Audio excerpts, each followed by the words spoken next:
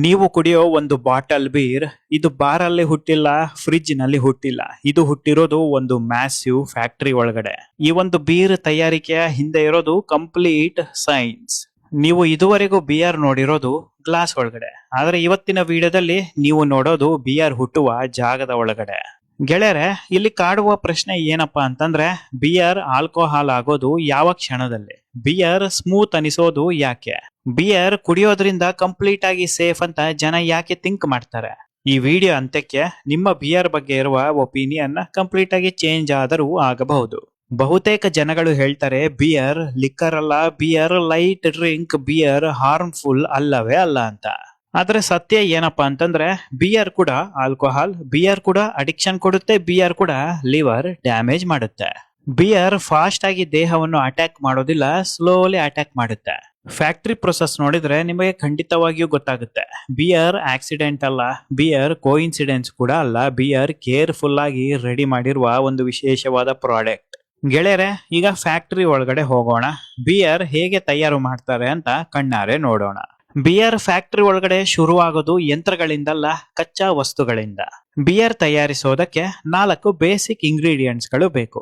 1ನೇ ingredients ನೀರು, 2ನೇ ingredients barley ಅಥವಾ ಧಾನ್ಯ, 3ನೇದು ಹೋಪ್ಸ್ ಅಥವಾ ಹಾಪ್ಸ್ ಹೂವುಗಳು, 4ನೇದು ಈಸ್ಟ್. ಬಿಯರ್ ನೋಡೋದಕ್ಕೆ ತುಂಬಾ ಸಿಂಪಲ್ ಅನಿಸುತ್ತೆ, ಆದರೆ ರಿಯಾಲಿಟಿ ಸಿಂಪಲ್ ಅಲ್ಲ. ಬಿಯರ್ ಒಳಗಡೆ ಸುಮಾರು 90% ನೀರಿರುತ್ತೆ. ನೀರು ಎಷ್ಟು ಕ್ವಾಲಿಟಿ ಇರುತ್ತೋ ಬಿಯರ್ ಕ್ವಾಲಿಟಿ ಕೂಡ ಅಷ್ಟೇ ಹೆಚ್ಚಾಗುತ್ತೆ. ನೀರಿನ ಕ್ವಾಲಿಟಿ ಏನಾದ್ರೂ ಕಮ್ಮಿ ಆಯ್ತು ಅಂದ್ರೆ ಬಿಯರ್ ಕ್ವಾಲಿಟಿ ಕೂಡ ಕಮ್ಮಿ ಆಗುತ್ತೆ, ಬಿಯರ್ ಬೆಲೆ ಕೂಡ ಕಮ್ಮಿ ಆಗುತ್ತೆ. ಬಿಯರ್ ಕಾರ್ಖಾನೆಯಲ್ಲಿ ನೀರಿನಲ್ಲಿ ಕಂಟ್ರೋಲ್ ಮಾಡುವ ಮುಖ್ಯ ಅಂಶಗಳು ಯಾವ್ದಾವ್ದಪ್ಪ ಅಂತಂದ್ರೆ pH ಲೆವೆಲ್. pH ಏನಾದ್ರೂ ಜಾಸ್ತಿ ಆದರೆ ಫರ್ಮೆಂಟೇಶನ್ ಸರಿಯಾಗಿ ಆಗಲ್ಲ, ಬಿಯರ್ ಟೇಸ್ಟ್ ಬಿಟರ್ ಆಗುತ್ತೆ. ಕಾರ್ಖಾನೆಯಲ್ಲಿ ನೀರಿನ ಒಳಗಡೆ ಕ್ಯಾಲ್ಸಿಯಂ, ಮೆಗ್ನೀಷಿಯಂ, ಸಲ್ಫೇಟ್ ಅನ್ನು ಅಧಿಕ ಪ್ರಮಾಣದಲ್ಲಿ ಬೆರೆಸ್ತಾರೆ. ಈ ರೀತಿ ಮಾಡೋದ್ರಿಂದ ಬಿಯರ್ಗೆ ಒಂದು ಶೇಪ್ ಕೊಡುತ್ತೆ, ಫ್ಲೇವರ್ ಹೆಚ್ಚಿಸುತ್ತೆ, ಈಸ್ಟ್ಗೆ ಸಪೋರ್ಟ್ ಸಿಗುತ್ತೆ. ಬಿಯರ್ ಸ್ಟ್ರಾಂಗ್ ಫ್ಲೇವರ್ ಬರಬೇಕು ಅಂತಂದ್ರೆ ಹಾರ್ಡ್ ವಾಟರ್ ಯೂಸ್ ಮಾಡ್ತಾರೆ. ಸ್ಮೂತ್ ಅಂಡ್ ಲೈಟ್ ಬಿಯರ್ ಬೇಕು ಅಂತಂದ್ರೆ ಸಾಫ್ಟ್ ವಾಟರ್ ಬೆರೆಸ್ತಾರೆ.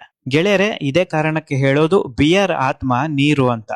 ನೀರು ಸಂಪೂರ್ಣವಾಗಿ ತಯಾರಾದ ಮೇಲೆ ಮುಂದಿನ ಹಂತ ಶುರು ಆಗುತ್ತೆ. ಮುಂದಿನ ಹಂತ ಬಾರ್ಲಿ ಪ್ರೊಸೆಸಿಂಗ್, ಅಂದರೆ ಬಾರ್ಲಿ ಮಾಲ್ಟಿಂಗ್ ಪ್ರೊಸೆಸಿಂಗ್. ಬಿಯರ್ ತಯಾರಿಕೆಯಲ್ಲಿ ಧಾನ್ಯವನ್ನು ನೇರವಾಗಿ ಉಪಯೋಗಿಸೋದಕ್ಕೆ ಆಗೋದಿಲ್ಲ. ಮೊದಲು ಬಾರ್ಲಿನ ಚೆನ್ನಾಗಿ ಕ್ಲೀನಿಂಗ್ ಮಾಡಲಾಗುತ್ತೆ. ಬಾರ್ಲಿಯಲ್ಲಿ ಏನಾದ್ರೂ ಧೂಳು, ಕಲ್ಲು, ಮಣ್ಣು, ಮುರಿದ ಧಾನ್ಯಗಳು ಏನಾದ್ರೂ ಇದ್ದೆ ಕಂಪ್ಲೀಟ್ ಆಗಿ ಕ್ಲೀನ್ ಆಗಲೇಬೇಕು. ಕಾರ್ಖಾನೆ ಒಳಗಡೆ ದೊಡ್ಡ ದೊಡ್ಡ ಕ್ಲೀನಿಂಗ್ ಮಷಿನ್ಸ್ ಗಳು ಇರುತ್ತೆ. ಈ ಮಷಿನ್ಸ್ ಒಳಗಡೆ ಬಾರ್ಲಿ ಹೋಗುತ್ತೆ, ಸಂಪೂರ್ಣವಾಗಿ ಕ್ಲೀನ್ ಆಗುತ್ತೆ. ಈಗ ಕ್ಲೀನ್ ಆದ ಬಾರ್ಲಿ ಮುಂದಿನ ಹಂತಕ್ಕೆ ಹೋಗುತ್ತೆ. ಮುಂದಿನ ಹಂತ ಏನಪ್ಪಾ ಅಂತಂದ್ರೆ, ಕಾರ್ಖಾನೆ ಒಳಗಡೆ ದೊಡ್ಡ ದೊಡ್ಡ ವಾಟರ್ ಟ್ಯಾಂಕ್ಸ್ ಗಳು ಇರುತ್ತೆ. ಈ ವಾಟರ್ ಟ್ಯಾಂಕ್ಸ್ ಒಳಗಡೆ ನೀರನ್ನು ತುಂಬಿಸ್ತಾರೆ, ನೀರಿಗೆ ಕ್ಲೀನ್ ಆದ ಬಾರ್ಲಿಯನ್ನು ಸುರಿತಾರೆ. ಮತ್ತೆ ಬಾರ್ಲಿನ ನೀರಲ್ಲಿ ತೊಳಿತಾರ ಅಂತ ನೀವು ಕೇಳಬಹುದು. ಖಂಡಿತವಾಗಿಯೂ ತೊಳೆಯೋದಿಲ್ಲ, ನೀರಿನಲ್ಲಿ ನೆನೆ ಹಾಕುತ್ತಾರೆ. ನೀರಿನಲ್ಲಿ ಬಾರ್ಲಿನ ನೆನೆ ಹಾಕಿದಾಗ ನೀರನ್ನು ಬಾರ್ಲಿ ಹೀರುತ್ತೆ. ಬಾರ್ಲಿಯ ಮಾಯಿಶ್ಚರ್ ಕಂಟೆಂಟ್ ಸುಮಾರು 40ರಿಂದ 45% ತನಕ ಏರುತ್ತೆ.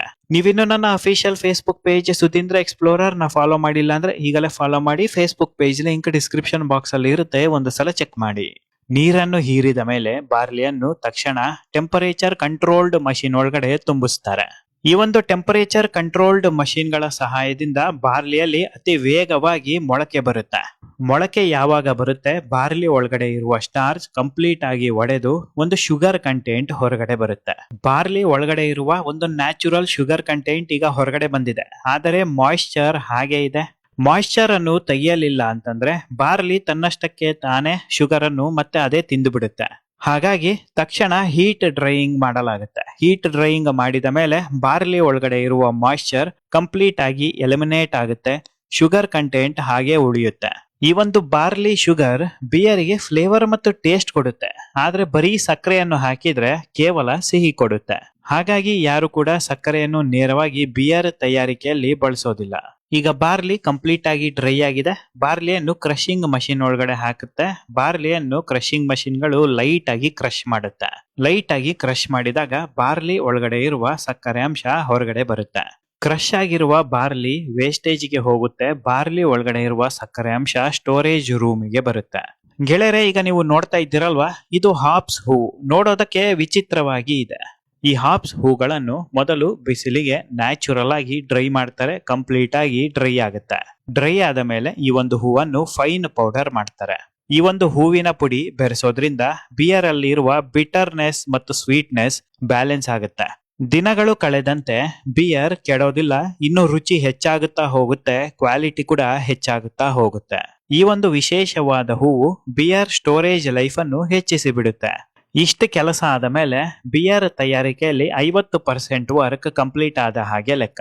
ಕಾರ್ಖಾನೆಯಲ್ಲಿ ಈಗ ಏನ್ ಮಾಡ್ತಾರಪ್ಪ ಅಂತ ನೋಡೋದಾದ್ರೆ, ನೀರಿಗೆ ಬಾರ್ಲಿಂದ ಎಕ್ಸ್ಟ್ರಾಕ್ಟ್ ಮಾಡಿರುವ ಶುಗರ್ ಮತ್ತು ಹೂವಿನ ಪುಡಿಯನ್ನು ಬೆರೆಸಿ ಚೆನ್ನಾಗಿ ಕಲಿಸ್ತಾರೆ. ಬಾರ್ಲಿಯ ಶುಗರ್ ನೀರಿನ ಜೊತೆ ಸಂಪೂರ್ಣವಾಗಿ ಬೆರೆತು ವಿಶೇಷವಾದ ಸಿಹಿ ರುಚಿಯನ್ನು ಹೊರಗಡೆ ತರುತ್ತೆ. ಈ ಒಂದು ನೀರಿನಲ್ಲಿ ಅಧಿಕ ಪ್ರಮಾಣದ ನ್ಯೂಟ್ರಿಷನ್ಸ್ ಗಳು ಇರುತ್ತೆ ಮತ್ತು ಈ ಒಂದು ನೀರಿನ ಬಣ್ಣ ಗೋಲ್ಡನ್ ಡಾರ್ಕ್ ಕಲರ್ ಆಗಿರುತ್ತೆ ಮತ್ತು ಇದರಿಂದ ಒಂದು ಸ್ವೀಟ್ ಸ್ಮೆಲ್ ಹೊರಗಡೆ ಬರ್ತಾ ಇರುತ್ತೆ. ಈ ಒಂದು ನೀರು ಇನ್ನೂ ಬಿಯರ್ ಆಗಿಲ್ಲ, ಆಲ್ಕೋಹಾಲ್ ಕೂಡ ಆಗಿಲ್ಲ. ಬಿಯರ್ ಮತ್ತು ಆಲ್ಕೋಹಾಲ್ ಆಗೋದಕ್ಕೆ ಒಂದು ರೆಡಿ ಬೇಸ್ ಈ ಒಂದು ನೀರು. ಗೆಳೆಯರೆ, ಮುಂದಿನ ಹಂತ ಮೋಸ್ಟ್ ಇಂಪಾರ್ಟೆಂಟ್ ಹಂತ, ಫರ್ಮೆಂಟೇಶನ್ ಹಂತ. ಕಾರ್ಖಾನೆಯಲ್ಲಿ ದೊಡ್ಡ ದೊಡ್ಡದಾದ ಫರ್ಮೆಂಟೇಶನ್ ಟ್ಯಾಂಕ್ಸ್ ಗಳು ಇರುತ್ತೆ. ಈ ಒಂದು ಟ್ಯಾಂಕ್ಸ್ ಒಳಗಡೆ ಮಿಕ್ಸ್ ಆಗಿರುವ ನೀರನ್ನು ಸುರಿತಾರೆ. ಈಗ ಉಳಿದಿರುವ ಕೊನೆಯ ಒಂದು ಲಾಸ್ಟ್ ಇಂಗ್ರೀಡಿಯೆಂಟ್ಸ್ ಯಾವ್ದಪ್ಪ ಅಂತಂದ್ರೆ ಅದೇ ಈಸ್ಟ್. ಈ ಫರ್ಮೆಂಟೇಶನ್ ಟ್ಯಾಂಕ್ ಒಳಗಡೆ ಮಿಕ್ಸ್ ಆಗಿರುವ ನೀರಿದೆ. ಈ ಒಂದು ಮಿಕ್ಸ್ ಆಗಿರುವ ನೀರಿಗೆ ಈಸ್ಟ್ ಅನ್ನು ಆಡ್ ಮಾಡ್ತಾರೆ. ಗೆಳೆಯರೆ, ನಿಮಗೆ ಗೊತ್ತಿರ್ಲಿ, ಈಸ್ಟ್ ಅನ್ನೋದು ಜೀವಂತ ಒಂದು ಸೂಕ್ಷ್ಮ ಜೀವಿ.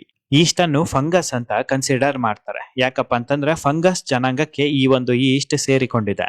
ಗೆಳೆಯರೆ, ಈ ಒಂದು ಈಸ್ಟ್ಗೆ ಶುಗರ್ ಅಂದ್ರೆ ಪಂಚಪ್ರಾಣ. ಶುಗರ್ ಏನಾದ್ರೂ ಸಿಕ್ಕಿದ್ರೆ 3 ಕೆಲಸವನ್ನು ಮಾಡುತ್ತೆ. ಅದೇನಪ್ಪಾ ಅಂತಂದ್ರೆ, 1ನೇ ಕೆಲಸ ಶುಗರ್ ತಿನ್ನುತ್ತೆ, 2ನೇ ಕೆಲಸ ಶುಗರ್ ತಿಂದ ಮೇಲೆ ನ್ಯಾಚುರಲ್ ಆಲ್ಕೋಹಾಲ್ ರಿಲೀಸ್ ಮಾಡುತ್ತೆ, 3ನೇ ಕೆಲಸ ಕಾರ್ಬನ್ ಡೈಆಕ್ಸೈಡ್ ಅನ್ನು ರಿಲೀಸ್ ಮಾಡುತ್ತೆ. ಈಸ್ಟ್ ಅನ್ನು ಆಡ್ ಮಾಡಿದ ಮೇಲೆ ಫರ್ಮೆಂಟೇಶನ್ ಟ್ಯಾಂಕ್ ಗಳನ್ನು ಸಾಕಷ್ಟು ದಿನಗಳು, ಸಾಕಷ್ಟು ವಾರಗಳು, ಸಾಕಷ್ಟು ತಿಂಗಳ ತನಕ ಮುಚ್ಚಿಡ್ತಾರೆ. ಫರ್ಮೆಂಟೇಶನ್ ಯಾಕೆ ಮಾಡ್ತಾರಪ್ಪ ಅಂತಂದ್ರೆ ಸ್ಮೂತ್ ಟೇಸ್ಟ್ ಬರುತ್ತೆ, ಡೀಪ್ ಫ್ಲೇವರ್ ಬರುತ್ತೆ, ಸ್ಮೆಲ್ ನ್ಯಾಚುರಲ್ ಆಗಿ ಬರುತ್ತೆ.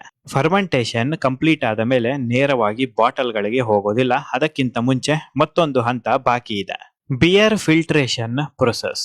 ಬಿಯರ್ ಒಳಗಡೆ ಹಾಕಿರುವ ಈಸ್ಟ್ ಪಾರ್ಟಿಕಲ್ಸ್ ಕೆಲವೊಂದು ಕರಗದೆ ಹಾಗೆ ಕೂತಿರುತ್ತೆ, ಅದನ್ನು ಹೊರಗಡೆ ತೆಗೆಯಬೇಕು. ಫಿಲ್ಟರ್ ಮಾಡಿದಾಗ ಬಿಯರ್ ಅಲ್ಲಿ ಇರುವ ಈಸ್ಟ್ ಪಾರ್ಟಿಕಲ್ಸ್ ಹೊರಗಡೆ ಬರುತ್ತೆ, ಕ್ಲೀನ್ ಬಿಯರ್ ರೆಡಿ ಆಗುತ್ತೆ. ಗೆಳೆಯರೆ, ಈಗ ಬಿಯರ್ ಕಂಪ್ಲೀಟ್ ಆಗಿ ರೆಡಿ ಆಗಿದೆ. ಮುಂದಿನ ಹಂತ ಯಾವ್ದಪ್ಪ ಅಂತಂದ್ರೆ bottling and packing. Glass bottles ಗಳನ್ನು ಕಂಪ್ಲೀಟ್ ಆಗಿ ಮೊದಲು ಸೋಪ್ ನೀರಿನಿಂದ ತೊಳಿತಾರೆ, ನಂತರ ಡ್ರೈ ಮಾಡ್ತಾರೆ. ಡ್ರೈ ಆದ ಮೇಲೆ ಮತ್ತೆ ಬಿಸಿ ನೀರಿನಿಂದ ತೊಳಿತಾರೆ. ಬಿಸಿ ನೀರಿನಿಂದ ಕೇವಲ 1 ಅಥವಾ 2 ಬಾರಿ ತೊಳೆಯೋದಿಲ್ಲ, ಬರೋಬ್ಬರಿ 5ರಿಂದ 6 ಸಲ ಬಾಟಲ್ ಗಳನ್ನು ಬಿಸಿ ನೀರಿನಿಂದ ತೊಳಿತಾರೆ. ಯಾಕಪ್ಪ ಅಂತಂದ್ರೆ ಬಾಟಲ್ ಒಳಗಡೆ ಯಾವುದೇ ರೀತಿ ಬ್ಯಾಕ್ಟೀರಿಯಾಗಳು ಇರಬಾರದು, ಯಾವುದೇ ರೀತಿ ಧೂಳಿರಬಾರದು. ಸ್ವಲ್ಪ ಎಡವಟ್ಟಾದ್ರೂ ಬಿಯರ್ ಟೇಸ್ಟ್ ಬದಲಾಗುತ್ತೆ, ಬಿಯರ್ ಖರೀದಿ ಕಮ್ಮಿ ಆಗುತ್ತೆ. ಅಷ್ಟೇ ಅಲ್ಲ, ಸ್ವಲ್ಪ ಟೇಸ್ಟ್ ಏನಾದ್ರೂ ಹೆಚ್ಚು ಕಮ್ಮಿ ಆಯ್ತು ಅಂದ್ರೆ ಗ್ರಾಹಕರು ಬಿಯರ್ ಅನ್ನು ಖರೀದಿ ಮಾಡಲ್ಲ, ನಿಧಾನವಾಗಿ ಕಂಪನಿ ಮುಚ್ಚಿ ಹೋಗುತ್ತೆ. ಬಿಸಿ ನೀರಿಂದ 5-6 ಸಲ ತೊಳೆದ ಮೇಲೆ ಕಂಪ್ಲೀಟ್ ಆಗಿ ಡ್ರೈ ಮಾಡಿ ನಂತರ ಬಾಟಲ್ ಒಳಗಡೆ ಬಿಯರ್ ಅನ್ನು ಫಿಲ್ಅಪ್ ಮಾಡ್ತಾರೆ. ನಂತರ ಕ್ಯಾಪ್ ಸೀಲಿಂಗ್ ಮಷೀನ್ಸ್ಗೆ ಬಿಯರ್ ಅನ್ನು ಪಾಸ್ ಮಾಡ್ತಾರೆ. ಅಲ್ಲಿ ಕ್ಯಾಪ್ ಗಳು ಸೀಲ್ ಆಗುತ್ತೆ, ನಂತರ ಪ್ಯಾಕಿಂಗಿಗೆ ಹೋಗುತ್ತೆ, ಪ್ಯಾಕ್ ಆಗುತ್ತೆ, ಮಾರಾಟಕ್ಕೆ ಹೋಗುತ್ತೆ. ಗೆಳೆಯರೆ, ಕಾರ್ಖಾನೆಯಲ್ಲಿ 1,000 ಲೀಟರ್ ಬಿಯರ್ ತಯಾರು ಮಾಡಿ ಮಾರಾಟ ಮಾಡೋದಕ್ಕೆ ಎಷ್ಟು ಸಮಯ ಹಿಡಿಯುತ್ತೆ ಗೊತ್ತಾ? ಸುಮಾರು 3 ವಾರದಿಂದ 8 ವಾರದ ತನಕ ಸಮಯ ಹಿಡಿಯುತ್ತೆ. ಗೆಳೆಯರೆ, ಕೇವಲ ಒಂದೇ ದಿನಕ್ಕೆ ಬಿಯರ್ ತಯಾರಾಗಿ ಬಿಡುತ್ತೆ, ಆದರೆ ಅದನ್ನು ಫರ್ಮೆಂಟೇಶನ್ ಮಾಡೋದಕ್ಕೆ ಬಿಡಬೇಕಲ್ವಾ, ಹಾಗಾಗಿ ಅಲ್ಲಿ ಸಮಯ ಹಿಡಿಯುತ್ತೆ. ಗೆಳೆಯರೆ, ಒಂದು ಇಂಟ್ರೆಸ್ಟಿಂಗ್ ಮತ್ತು ಶಾಕ್ ಆಗುವ, ಮೈ ನೆವರೇಳಿಸುವ ಒಂದು ವಿಚಾರ ಏನಪ್ಪಾ ಅಂತಂದ್ರೆ, ಪ್ರತಿದಿನ ಭಾರತ ದೇಶದಲ್ಲಿ 19 ಮಿಲಿಯನ್ ಲೀಟರ್ಸ್ ಅಷ್ಟು ಬಿಯರ್ ಮಾರಾಟ ಆಗುತ್ತೆ. 19 ಮಿಲಿಯನ್ ಲೀಟರ್ ಅನ್ನು ಬಿಡಿಸಿ ಹೇಳೋದಾದ್ರೆ 1 ಮಿಲಿಯನ್ಗೆ 10 ಲಕ್ಷ. 19 ಮಿಲಿಯನ್ ಅಂದ್ರೆ 1,90,00,000 ಲೀಟರ್. ವರ್ಷಕ್ಕೆ 7 ಬಿಲಿಯನ್ ಲೀಟರ್, ಮಿಲಿಯನ್ ಅಲ್ಲ ಬಿಲಿಯನ್ ಲೀಟರ್ಸ್ ಮಾರಾಟ ಆಗುತ್ತಂತೆ ಭಾರತ ದೇಶದಲ್ಲಿ. 7 ಬಿಲಿಯನ್ ಅನ್ನು ಬಿಡಿಸಿ ನಂಬರ್ ಅಲ್ಲಿ ಹೇಳೋದಾದ್ರೆ ಬರೋಬ್ಬರಿ 700 ಕೋಟಿ ಲೀಟರ್ಸ್ ಅಷ್ಟು ಬಿಯರ್ ಮಾರಾಟ ಆಗುತ್ತೆ. ಗೆಳೆಯರೆ, ಒಂದು ಸಲ ಯೋಚಿಸಿ ನೋಡಿ, ಬಿಯರಿನ ವಾರ್ಷಿಕ ಆದಾಯ ಭಾರತ ದೇಶದಲ್ಲಿ ಎಷ್ಟಿರಬಹುದು? ಪ್ರತಿ ವರ್ಷ ಬಿಯರ್ ವ್ಯಾಪಾರ ಬರೋಬ್ಬರಿ 1 ಲಕ್ಷ ಕೋಟಿಯಿಂದ 1.5 ಲಕ್ಷ ಕೋಟಿಯ ತನಕ ಆಗುತ್ತಂತೆ. ಇಷ್ಟೊಂದು ದುಡ್ಡು ಬರುವಾಗ ಬಿಯರ್ ಅನ್ನು ಹೇಗೆ ಬ್ಯಾನ್ ಮಾಡೋದಕ್ಕೆ ಸಾಧ್ಯ? 101% ಬ್ಯಾನ್ ಮಾಡೋದಕ್ಕೆ ಸಾಧ್ಯನೇ ಇಲ್ಲ.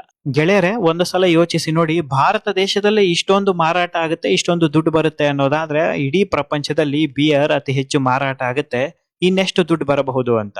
ಗೆಳೆಯರೆ, ದಯವಿಟ್ಟು ನಿಮ್ಮ ಅಭಿಪ್ರಾಯ ಅನಿಸಿಕೆಗಳನ್ನ ಕಮೆಂಟ್ ಮೂಲಕ ತಿಳಿಸಿ. ನಿಮ್ಮ ಕಮೆಂಟಿಗೆ ನಾನು ವಾಯ್ಸ್ ರಿಪ್ಲೈ ಕೂಡ ಕೊಡ್ತೀನಿ. ನೀವಿನ್ನೂ ನನ್ನ official Facebook page Sudhindra explorer ನ ಫಾಲೋ ಮಾಡಿಲ್ಲ ಅಂದ್ರೆ ಈಗಲೇ ಫಾಲೋ ಮಾಡಿ. Facebook page link description box ಅಲ್ಲಿ ಇರುತ್ತೆ, ಚೆಕ್ ಮಾಡಿ. ನಿಮ್ಮ ಅಮೂಲ್ಯವಾದ ಸಮಯವನ್ನು ಖರ್ಚು ಮಾಡಿ ನನ್ನ ವಿಡಿಯೋ ನೋಡಿದ್ದಕ್ಕಾಗಿ ಹೃದಯಪೂರ್ವಕ ಧನ್ಯವಾದಗಳು.